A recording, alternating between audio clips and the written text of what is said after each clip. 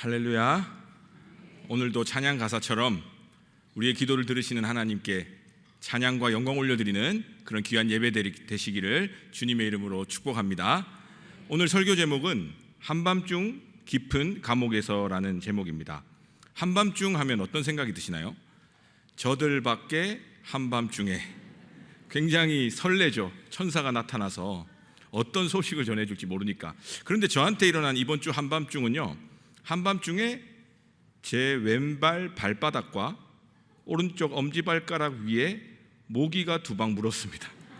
밤새 잠을 자지 못했고 굉장히 힘든 시간들, 예측할 수 없었기에 모기약도 준비하지 못했고 아직 날씨가 모기가 있을 날씨라고 아니라고 생각했기에 제게 그 한밤중은 예측 불가능한 어려움을 겪은 밤이었습니다. 한밤중에 공통된 점이 있다면 예측하기가 어렵다는 거죠. 그런데 한밤중만 놓고 보면 설렐 수도 있고, 한밤중에 산타 할아버지가 온다면 이렇게 표현할 수 있겠지만, 오늘 설교 제목처럼 한밤중 깊은 감옥, 이렇게 되면 어떻게 느껴지십니까? 깊은 감옥은, 이 당시 오늘 본문에 나오는 감옥은 더구나 더 어렵고 힘든 곳입니다. 그리고 죄수라는 그 죄인은 그 목숨을 쉽게 잃어버려도 아무도 크게 문제 삼지 않는 죽음의 위협까지도 도사리고 있는 깊은 감옥입니다. 한밤중 깊은 감옥에서 이렇게 표현하면 한 치 앞도 알 수가 없고, 그리고 한 발도 더 내딛고 나아가기가 어려운 힘들고 고통스러운 순간을 나타내는 표현이라고 할 수 있습니다. 제가 이렇게 한밤중 깊은 감옥에서라는 제목을 가지고 오늘 설교 주일 우리 김우성 목사님 설교 제목과 같이 동네 한 바퀴를 했습니다. 어제 저녁에 설교 내용을 가지고 기도하는 마음으로 귀에는 이어폰을 꽂고 찬양을 틀고 이 동네를 한 바퀴 돌았습니다. 코로나로 인해서 저녁 영업을 못할 때는 여기 일대가 굉장히 어두웠습니다. 그래서 골목으로는 들어가질 못했어요. 왜냐하면 혹시나 또 좀 무섭기도 하고, 다 큰 어른이지만 그 을지로 출판 골목이나 이런 데는 정말 으스스하더라고요. 근데 어제는 갔는데 여기 교회 밑으로 백병원 쪽으로 내려가는 그 사거리부터 을지로 가는 길에 그 모든 식당들 앞에 테이블을 쫙 깔아놓고 전부 다 소그룹을 하고 있는 거예요. 얼마나 소그룹이 잘 되던지 깜짝 놀랐습니다. 거기 안에 정말 내가 믿는 주님과는 다른 주님이 계셨고, 그 주님과 함께 동행하는 그들을 보면서 야, 정말 신기하다. 근데 그 길이 끝이 없습니다. 여기 을지로 일대만 잠깐 있을 줄 알았더니 청계천을 걸으려고 간 거거든요. 설교 원고를 펼쳐들고 설교 원고를 바로 접고 호주머니에 넣고 테이블을 깔아놨으니 길도 한 길밖에 안 되는 거예요. 사람들이, 술 마시는 사람들, 담배 피는 사람들, 또 키가 더 좀 크더라고요. 괜히 움직이는데 괜히 얼굴에 막 팔이 부딪히기도 하고, 혼자 설교 원고 붙들고 아무것도 할 수가 없었습니다. 그러면서 을지로 3가 지하철역까지 걸어갔는데, 이제 청계천으로 넘어가려고 신호등에 탁 섰는데, 한밤중 깊은 감옥이라는 제목을 묵상하는데, 분명히 이곳은 평소보다 훨씬 더 밝고 또 훨씬 더 활기차 보였습니다. 그런데 조금만 자세히 들여다보면 이곳이야말로 정말 마음으로, 영적으로 가장 어두운 한밤중이구나. 그리고 술에 취하든 어디에 취하든 아니면 술에 안 취하든 어쨌든 자기 몸을 겨누지 못하면서 구석 어두운 곳곳에서 자신의 몸을 가누지 못하고 주저앉아 신음하고 있는 사람들을 보면서 여기가 정말 한밤중 깊은 감옥과 같은 곳이구나라는 생각을 하게 되었습니다. 그러고 이제 다시 또 청계천을 건너려고 신호등에 서 있는데 누가 저를 부르는 거예요.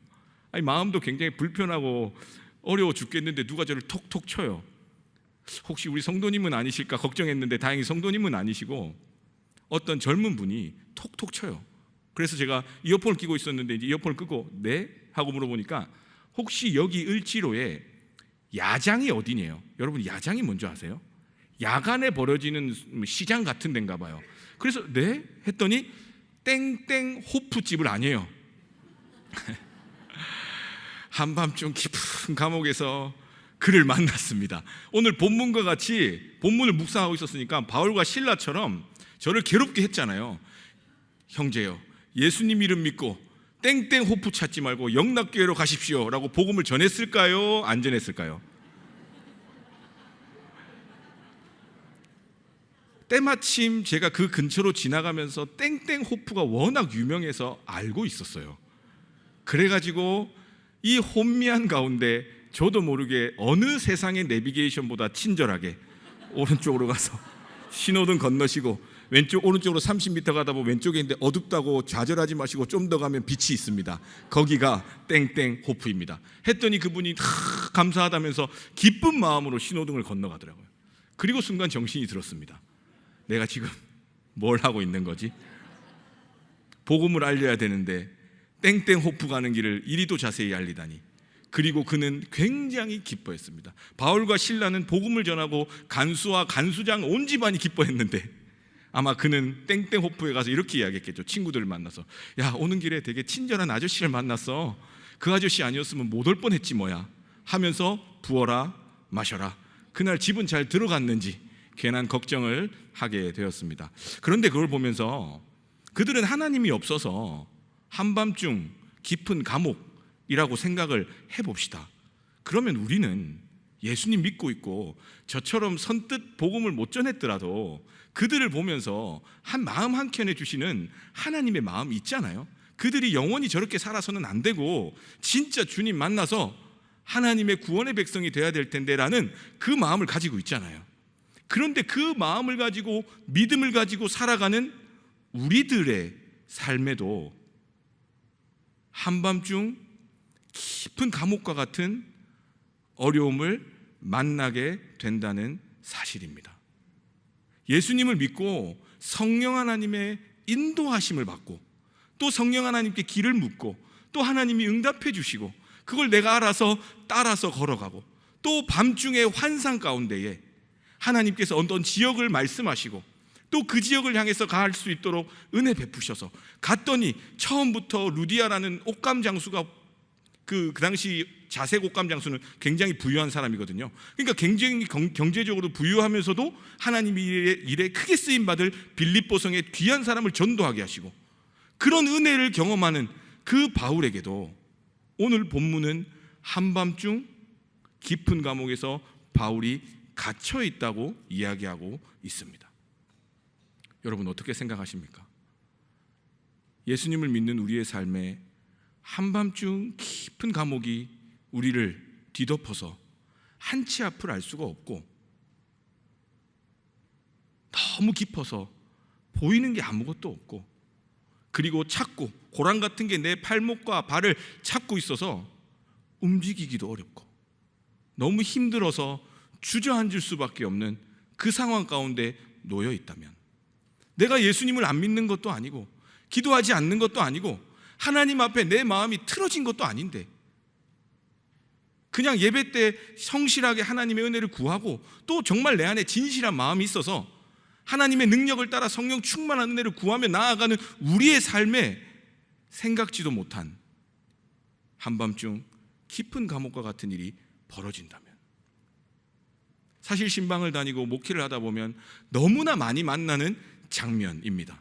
너무나도 신실하게 하나님의 일을 감당하는데 생각지도 못한 큰 병과 아픔을 얻거나 가족들 가운데 큰 어려움이 오거나 경제적 큰 손실 가운데 헤어나올 수 없는 깊은 수렁에 빠져 있는 그 모습들.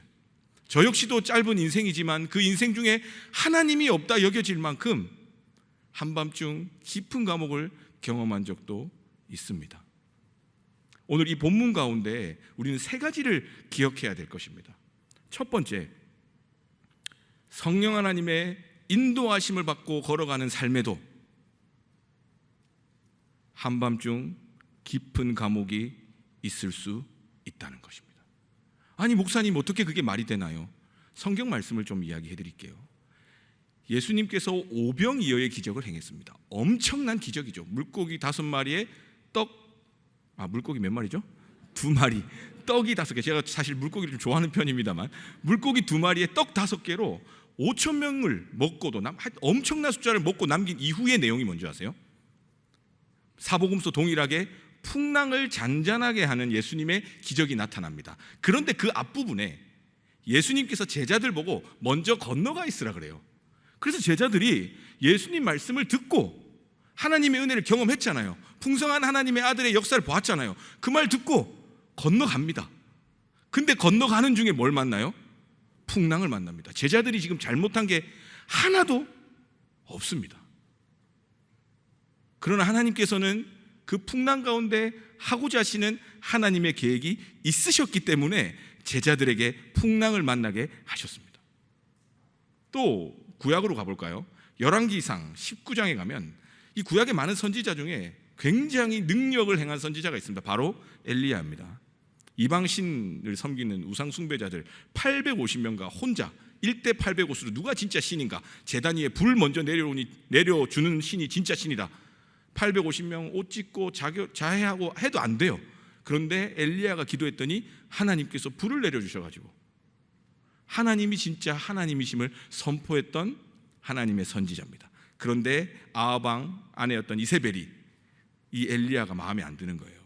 우상 숭배를 하던 여인이었기 때문에 이 엘리야를 죽이겠다고 말하니까 그 엘리야가, 그 하나님의 능력을 행했던 엘리야가, 성령에 충만해서 하나님의 능력을 행했던 엘리야가 로뎀 나무를 찾아가서 그 광야 한가운데 로뎀 나무에서 뭐라고 이야기할까요? 이제 충분하니까 하나님 저 좀 죽여주세요.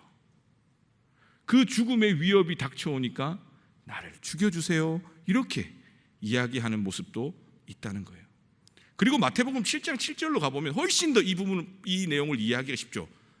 생명이 있는 곳은 넓은 길입니까? 좁은 길입니까? 좁은 길입니다. 그러니까 때로는 우리 가운데 좁은 길로 여겨지는 그 길일지라도 하나님을 따라가는 그 길이라면 그곳에 생명이 있다는 것을 우리가 머리로 아는데, 갑자기 우리의 삶에 한밤중 깊은 감옥과 같은 수렁과 어려움이 오면 금세 근심한다는 거예요. 그리고 결론 내리는 거예요. 나는 이제 끝났구나. 예전 제 경험으로 빗대보면 하나님은 없구나. 첫 번째, 우리 이 단락에서 기억해야 될 것은 성령 하나님의 인도하심을 따라 사는 삶에도 한밤중 깊은 감옥을 만날 수 있으나 절대 하지 말아야 될 한 가지, 아직 결론을 내서는 안 됩니다. 우리의 인생은 풍랑을 만난 지점에서 하나님이 결론 지은 인생이 아닙니다. 엘리야가 로뎀 나무에서 죽고 싶다고 그렇게 슬픔을 토할 때 그때가 엘리야의 마지막이 아니라는 것입니다. 사랑하는 우리 성도님들의 삶이 혹 지금 한밤중과 같이 아무것도 보이지 않아 눈물로 내 주야로 음식이 되어 계시다면, 그래서 깊은 감옥처럼 정말 할 수 있는 것이 없어 답답하시다면, 아직까지 그것이 우리 인생을 향한 하나님의 결론이 아니라는 것을 기억할 수 있기를 축복합니다. 두 번째입니다. 두 번째는 한밤중 깊은 감옥에 갇혀 있을 때, 한치 앞을 알 수 없어서 아무것도 할 수 없을 때 우리는 여전히 무엇을 해야 될까요? 기도해야 됩니다. 여전히 찬송해야 됩니다. 바울과 실라는 깊은 감옥에 매를 맞고 투옥이 된 그 장면에서 한밤중에 주변 제수가 다 들을 수 있도록, 들으려고 의도했는지 어땠는지는 모르겠지만 충분히 들렸다, 이런 표현이 나오면서 그들은 기도와 찬송을 했다, 성경이 이야기하고 있습니다. 여전히 기도하고 있습니다. 사도 바울은 처음부터 기도의 사람이었어요. 그 지역 마게도냐 빌립보 지역으로 간 것도 성령 하나님의 인도하심 가운데, 기도함 가운데, 대화 가운데 이루어진 것이고요. 귀신 들린 여종을 쫓아낸 것도요, 기도하러 가는 길에 귀신 들린 여종을 만난 겁니다. 늘 기도함으로 성령 하나님의 인도하심을 경험했던 그 사도 바울이 매를 맞고 깊은 감옥에 한밤중에 처해졌을 때 그는 여전히 기도했다는 사실입니다. 시편 42편 말씀 우리가 잘 아는 이야기입니다. 목이 마른 사슴이 시냇물을 찾기에 갈급함같이, 이 찬양의 가사처럼 그 내용이 그대로 고스란히 적혀 있거든요. 사슴이 시냇물을 찾기에 갈급함같이 내 영혼이 주를 찾기에 갈급하나이다. 그러면서 쭉 나오는 내용은 이런 내용이에요. 네가 믿는 하나님이 어디 있냐 조롱받고 있대요. 내 삶이 한밤중 깊은 감옥 같아서. 그래서 주야로 눈물이 내 음식이 되었답니다. 눈물 없이는 하루도 살 수 없는 인생이 되었다는 거예요. 그런데 5절에 하나님께서 말씀하십니다. 내 영혼아, 내가 어찌하여 낙심하며 어찌하여 불안해하는가? 너는 하나님께 소망을 두라. 다른 데 소망을 두니까 지금 한밤중 깊은 감옥 같은 상황이 소망이 끊어진 것처럼 보이는 거죠. 그런데 그렇지 않았습니다. 바울과 실라는 여전히 하나님께 소망을 뒀기 때문에, 하나님과 동행하며 살아있었기 때문에 지금 당장 벌어지는 일에 대해서는 너무 혼란스럽고 어려움을 겪었지만 그는 여전히 기도하고 찬송하였습니다. 시편의 기자도 5절의 마지막에 이렇게 고백합니다. 하나님께 소망을 두라. 그가 나타나 도우심으로 말미암아 내가 여전히 찬송하리로다. 축복하기는 한밤중 깊은 감옥 같은 그곳에서 내가 정말 믿음으로 기도함으로 하나님 말씀 따라 걸어온 그 길에서 너무 억울하고 너무 속상하고 너무 화가 나고 또 육신적으로 아프고 지친 그 상황이 처해졌더라도, 그래서 정말 이제는 그만하고 싶다, 포기하고 싶다, 그 지점에서 우리는 다시 여전히 기도해야 되고 여전히 찬송해야 되는 줄로 믿습니다. 그렇게 여전히 기도하고 찬송할 때에 하나님께서 다시 우리 가운데 나타나 도우신다 약속하셨습니다. 사실 기도는 우리에게 특권이잖아요. 특권. 다른 거는 특권을 조금이라도 놓치면 속상해하면서 기도할 수 있는 특권은 너무 쉽게 놓쳐버리는 것 같아요. 그리고 기도할 수 있는데 다른 거 많이 합니다. 제가 당장에 그런 지난 한 주를 보냈습니다. 제 아들의 자전거가 바람이 빠졌어요. 누가 뺐는지 모르겠지만 아들은 아버지가 당장 자전거 바람을 채워줄 거라고 믿고 내게 달려와 안겼습니다. 아버지의 마음이 불타오르기 시작합니다. 내가 이 자전거 뒷바퀴에 바람을 넣으리라. 그리고 막 집안을 샅샅이 헤맸더니 공에 바람을 넣는 바람 넣는 기계를 찾았어요. 근데 그 앞에 보니까 여러 가지 나사가 있더라고요. 뾰족한 게 하나 있어요. 요거구나. 그래서 요걸 가지고 와서 자전거 뒷바퀴에 구멍을 열고 찔렀습니다. 막 했어요. 근데 반응이 안 와요. 이게 기계가 안 좋아서 그렇구나 하고 더 열심히 했습니다. 아들은 옆에서 아빠 힘내라 그러고 막 등 해주고, 참 뭐 하는 거 모르겠는데 그렇게 했어요. 그런데 바람이 안 들어가는 겁니다. 그래서 내가 안 되겠다, 이 바람 부분이 안 맞아서 그렇구나. 사실 처음부터 안 맞는 거예요. 근데 그걸 안 맞아서 그러나 그 나사 하나를 좀 더 깊게 들어가게 하려고 탁 빼는 순간 어떤 일이 벌어졌을까요? 뒷바퀴 바람이 싹 다 빠져버렸어요. 그리고 제 아들의 표정, 태어나서 그렇게 실망하는 거 처음 봤어요. 그리고 아빠 수고해 하고 들어갔습니다. 저 혼자 그거 안 돼가지고 결국에는 바람 못 넣고 어떻게 넣었을까요? 아시는 분이 바람 넣는, 자전거에 바람 넣는 기계가 있대요. 그걸 빌려와서 정말 그분이 정말 순식간에 바람을 넣어줬습니다. 우리의 삶도 마찬가지입니다. 기도해야 될 때에 다른 거 가지고 막 쑤시고 있으면 남아있던 힘마저 빠져버립니다. 기도 안 하고 뭐가 잘 된다면 불안해 하셔야 돼요. 기도 없이 하나님의 역사는 없습니다. 기도 없이 하나님의 말씀이 내 삶의 능력이 될 수 없습니다. 그렇기 때문에 마가복음에서 9장 29절에서 예수님이 이렇게 말씀하시죠. 귀신들이 나이를 치유한 다음에 이르시되 기도 외에는 다른 방법이 없다 말씀해 주고 있습니다. 우리가 영락기도원 올라가면 돌기둥이 하나 있잖아요. 거기 뭐라고 써 있습니까? 쉬지 말고 기도하라. 데살로니가전서 5장 16절부터 쫙 적혀 있잖아요. 항상 기뻐하라, 쉬지 말고 기도하라, 범사에 감사하라. 사실 다 연결되어 있잖아요.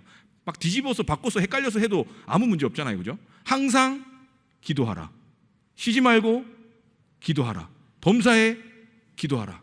괜찮죠? 또 바꿔볼까요? 항상 감사하라, 쉬지 말고 감사하라, 범사에 감사. 하나 더 할까요? 항상 기뻐하라, 쉬지 말고 범사에 기뻐. 모든 일에 기쁨과 감사와 기도 없이는 성령 하나님의 인도하심을 받는다 우리가 말할 수 없잖아요. 그러니까 거기 딱 서 있는 거예요. 그리고 그곳에서 수많은 믿음의 선배들이 그 산에서, 그 강단에서, 그 곳곳에서 기도의 처소에서 기도함으로 한밤중 깊은 감옥에서 하나님을 만났다는 사실입니다. 세 번째입니다.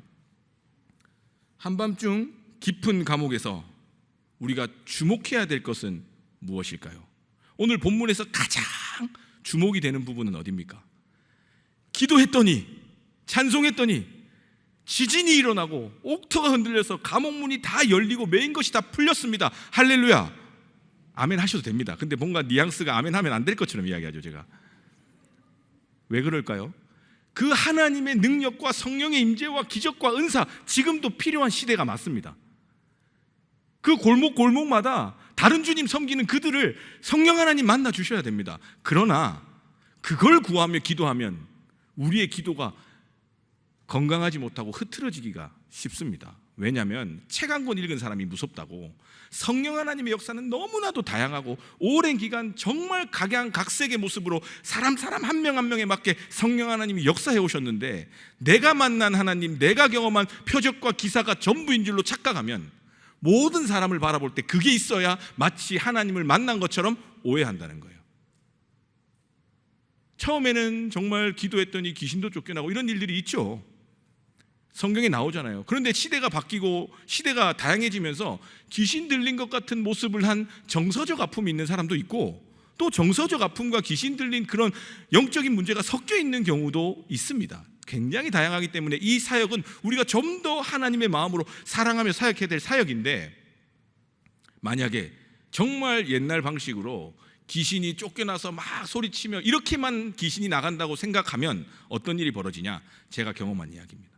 한 여자 청년이 불의의 사고를 당해서 큰 마음의 어려움 속에 그 마음에 큰 병이 왔어요. 그러니까 아무것도 안 되고 생활도 안 되고 엉망진창이 됐죠.